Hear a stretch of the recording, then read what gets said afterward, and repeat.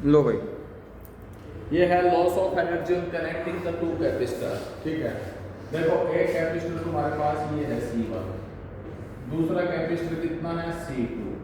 Suppose करो इसका potential V1 है, इसका पोटेंशियल कितना है V2। मान लिया V1 का पोटेंशियल V2 से ज़्यादा है। ठीक है, अब मैं इसको कनेक्ट करता हूँ किसी एक वायर के थ्रू। ठीक है, जब कनेक्ट करूंगा तो हमेशा पोटेंशियल की नेचर होती है वो हमेशा, चार्ज की नेचर होती है वो हमेशा हायर पोटेंशियल से लो पोटेंशियल की तरफ फ्लो करते हैं। तो इसका मतलब कब तक फ्लो करेंगे, जब तक कि दोनों का पोटेंशियल इक्वल ना हो, सेम ना हो। ठीक है, चार्ज की नेचर होती है, चार्ज हमेशा फ्लो करते हैं किसके पास, हायर पोटेंशियल से लो। कब तक, मान लिया ये 150 है और ये 50 है, तो टोटल कितना बनता है इनका 200। अब ये जब तक इनका 100 और 100 नहीं हो जाएगा इक्वल इक्वल, तब तक ये फ्लो करते रहेंगे। तो लिखो according to conservation of charge, conservation of charge क्या होगा, total charge before connecting equal to total charge after the connecting. ठीक है, टोटल चार्ज यानी कि C1 V1 plus C2 V2 is equal to C1V plus कितना C2V, और V is equal to C1 V1 C2 V2 upon C1 plus C।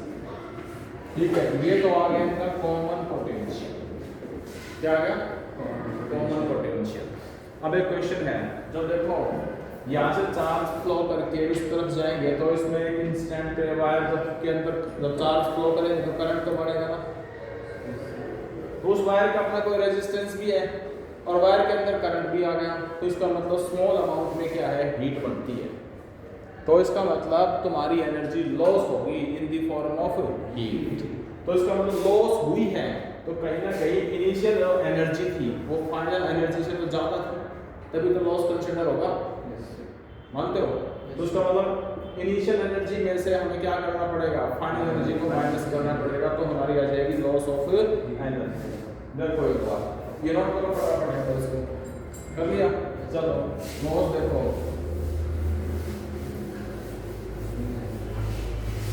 अब इसमें एक चीज देखो, वो कहता है इनिशियल एनर्जी कितनी थी, कितनी, E1 is equal to energy store कितनी होती थी, half C1 V1 square half C2 V2 square, and final energy कितनी होगी, E2 is equal to half C1 V square plus half C2 V square, यानी कि half C1 plus C2 into कितना V square. ठीक है, loss कितना है, loss of energy कितनी होगी, E1 माइनस कितना E2।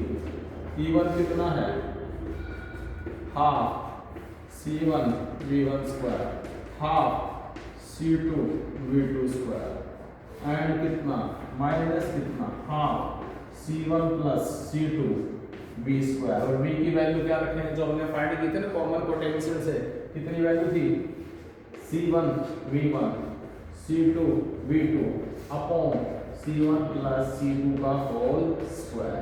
नोट करो एक बार यहाँ तक इसको।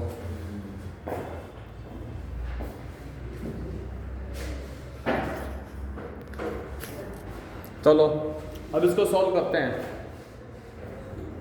ये देखो ये होल स्क्वायर है, ऊपर भी स्क्वायर होगा तो इसका भी स्क्वायर होगा, इससे एक ये कटेगा। ठीक है, क्या बचेगा, E is equal to half common ले लो C1 V1 square C2 V2 square minus कितना C1 square V1 square plus कितना C2 square V2 square plus कितना 2 C1 C2 V1 V2 upon कितना C1 प्लस C2।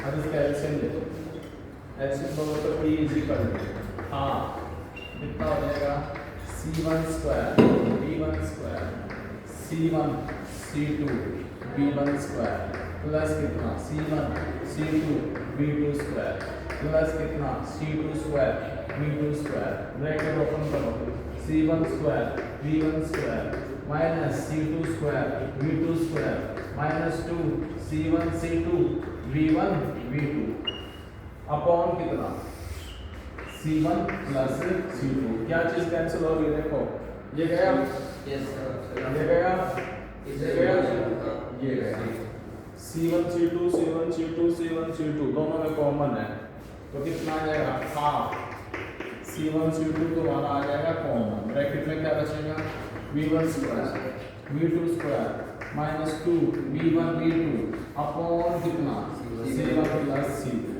इसको identity में convert कर लो, half E is equal to half कितना C1 C2 V1 minus V2 का whole square upon कितना C1 प्लस C2। ये है तुम्हारी फाइनल एनर्जी लॉस्ट। ठीक है, ड्रॉप करो फटाफट इसको जल्दी से।